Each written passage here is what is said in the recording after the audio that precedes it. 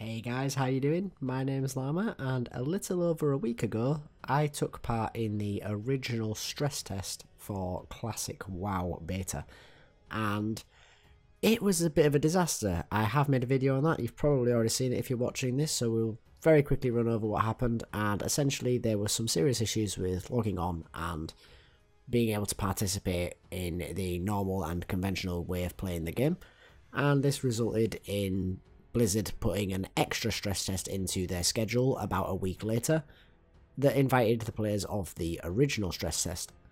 Now, the original stress test had a level limit of 5, and this level cap was then raised for the second stress test to level 10. Now, this meant that there was going to be a whole host of new features that we had access to, such as our first talent point, the Warsong Gulch battleground, and Ragefire Chasm. Now at this point I realised that there was the potential to make a rather interesting video here. Warsong Gulch at level 10 in Classic WoW would be quite interesting in of itself, just because we'd be able to see about how the different classes fare against one another and how the nature of the battleground has evolved over time. But also with Ragefire Chasm, the dungeon entry level is actually level 8, but the lowest level mobs that you encounter in the dungeon is level 13, going up to level 15, and some of the bosses even being level 16. Now, I don't know if you're familiar with how Classic works, but the level disparity between your character and the mobs was much more significant than if you were to attempt this on retail today. And that meant that trying to complete Ragefire Chasm with a group of level 10s was going to prove to be quite a challenge.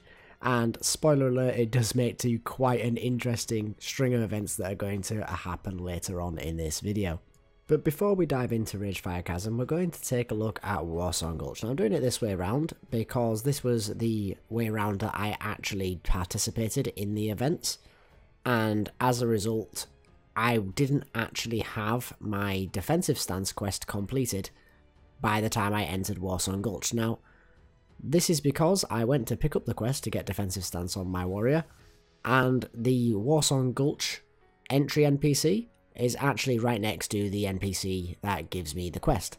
So I thought that I would queue up, expecting queues to be quite a long time, and get myself my defensive stance while I waited for my queue to pop. Now this did not prove to be true. I had the queue pop almost instantly, which in hindsight was fairly obvious because everyone's level 10 and just looking to do the same things.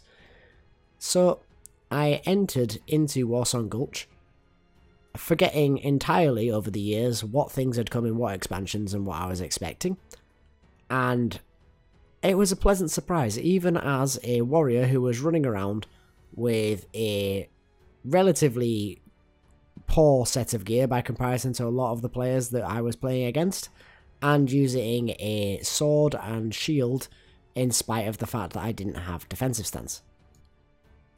Now, in my way of thinking at the time, being very much still in a retail way of thinking because this was only my first day in playing Classic WoW, I thought that this was going to be quite an issue.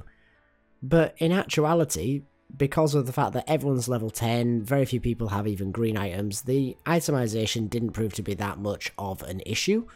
What proved to be a bigger issue was class balance. Now, at level 10, in modern retail WoW, you will obviously have quite a large disparity of classes be present, because people are leveling up alts and there is a nice balance in the endgame, so people are all leveling up different things.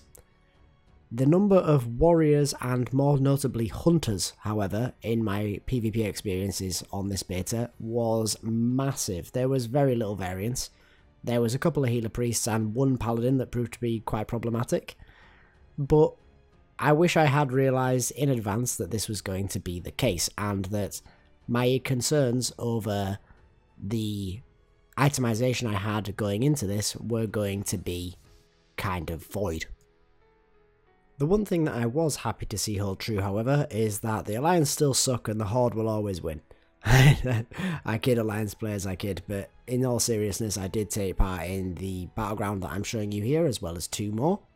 And I did, as a Horde player, win all 3 of them by a score of 3-0. Now, when it comes to the battleground itself, there are obvious disparities from retail, most notably and obviously being that you are on the old version of the Warsong Gulch map. But beyond that, there are a few things that might not be apparent to you, and the one that seemed to catch people off guard in my experiences on the test realm was the fact that people were unaware that there is no timer in Warsong Gulch at this stage. Now, it was not uncommon for these fights to go on for a very long time back in the original version of Vanilla WoW. However, in my experience on the test realms, this was not the case because of the fact that, well, basically people have got better and skill disparity proved to hold true, and I didn't have any fights that went on for more than 25 minutes. Speaking of time-related issues that did catch people off guard, in a rather humorous event that occurred in one of my battlegrounds, I wasn't unfortunate enough to catch it on screen for you guys, but the battleground timer in retail that appears that ticks down with 10 seconds remaining before the battleground begins is not present in Classic. And it was very humorous because this fortunately was one of the things that I was able to realise in advance and was ready to leave the starting area when the battleground began. However, I was the only one out of my team of 10 people who was. Everyone else was literally just bouncing around and hadn't realised that the gates had opened. So before you look like a fool, please do realise that there is no on-screen visual timer. There is only the 30-second notice in the chat window currently in the in the classic version of WoW that we will be getting. This is unlikely to change as it holds true to Vanilla WoW, and as a result, when that timer comes up, you are either going to need an add-on or just simply be more aware than you are in retail. But that's enough about Warsong Gulch. Now it's time for what really gave me that classic feel. Now, we entered Ragefire Chasm with horrible expectations of what it was going to be like, full well knowing that all the mobs would be considerably bigger than us, and that me playing as the tank would have a horrible time trying to generate threat. Now, I expected this to be doable, but with a great deal of difficulty, and my first foray into the dungeon with group number 1 proved to be exactly that. People were treating it like it was retail. They were just running in and pulling the mobs for me, like they didn't appreciate the fact that threat generation was not a given, that taunts could be resisted, and given that mobs were 5 levels higher than me, it would be. And then were shocked when wipes happened and people were dying. Now, I don't think too many people are going to go into this experience thinking it's going to be like retail, but there will be some. I think I just got unlucky with the particular people that I was grouped with for my first run, and the group fell apart before we even got to the first boss. That being said, however, these wipes were actually great fun, and as a result, playing with people who have a retail mindset and being a part of their learning experience of what this is actually going to be like could actually prove to be quite enjoyable when Classic comes out proper. But if you are fortunate enough to get yourself a group of people who have played Classic before, remember it from Vanilla, then you will have a substantially better time, or at least in terms of success rate. If you do intend on trying to run this dungeon at level 10 in a full group of level 10s in white gear, however, do expect it to go pretty poorly. Even when I got myself a good group who knew what they were doing and were willing to CC and respect target markers and were passing buffs to each other and consumables and things of that nature, we still wiped a great many times. Now, this was, however, one of the most fun experiences I've had in WoW in years, and I would highly recommend it to anybody who wants to just simply enjoy the game. Aside from the difficulty, the first thing that you're going to notice when you enter the dungeon is, of course, that Ragefire Chasm is in its original form, and not simply just the same version as we get in retail. I actually really like this original form of Ragefire Chasm, and I regret the fact that it was redone, and getting to visit it again was actually very enjoyable for nostalgia purposes, but also just because it's a pretty fantastic dungeon. The corpse runs were very classic in that we did have to run from outside of Orgrimmar. That is an incredibly short run, in all honesty, and one that I appreciated. but it did remind me of the fact that, well, corpse running was a thing, and that it could on occasion be pretty much an entire zone you had to cross as a ghost before you'd be able to enter the instance and respawn.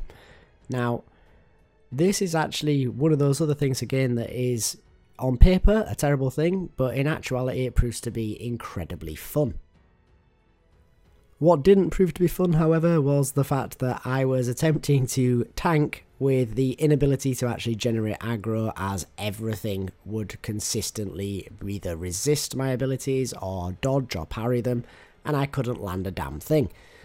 Fortunately, because of the fact that the team that I had were very much in the classic mindset, we appreciated the difficulty of tanking in these circumstances and ways that we could work around it.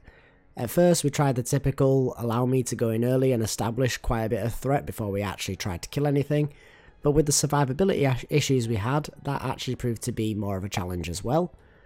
And then we decided to go for kiting. Now, the kiting proved to be problematic because it wasn't always me that was kiting, and of course the abilities that we were using to slow mobs were resistible. The upside, however, is that in dungeons, or at least in Ragefire Chasm as it stands, the CCs that we were using were also able to be used on the bosses. So we were able to kite in order to get kills on bosses that would otherwise murder us. This proved to be rather hilarious when we did have one wipe where we actually tried to kite the second boss all the way back to the beginning of the instance, in the hopes that we would be able to run back from our corpse run and get there in time to pick up the boss in that the hunter had been able to drag back to the door for us. The problem was that the hunter got back to the door before we got back to the door, and the boss just murdered him there. It was, however, great fun and rather hilarious to watch us fail at trying to come up with these solutions that were outside of the box compared to retail, where you would simply pop a cooldown. For anyone who is curious about how the potential to be able to run this dungeon at level 10 in your full white gear, it is possible. We did prove that by the fact that we were able to complete the dungeon and all of the quests.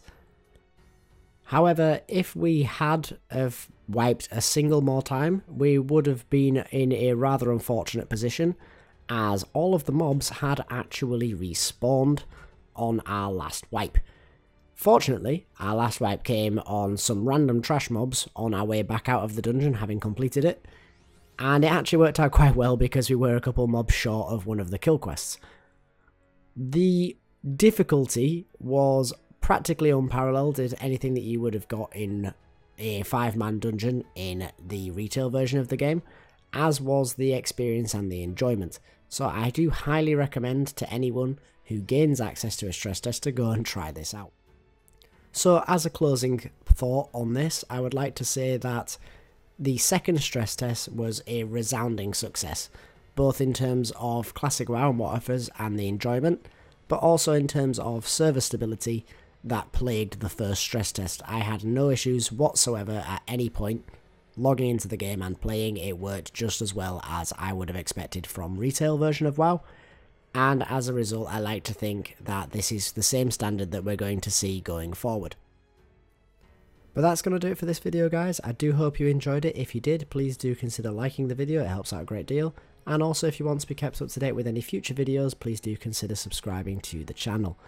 But that'll do it for today's video, guys, and I hope to see you in the next one. Later.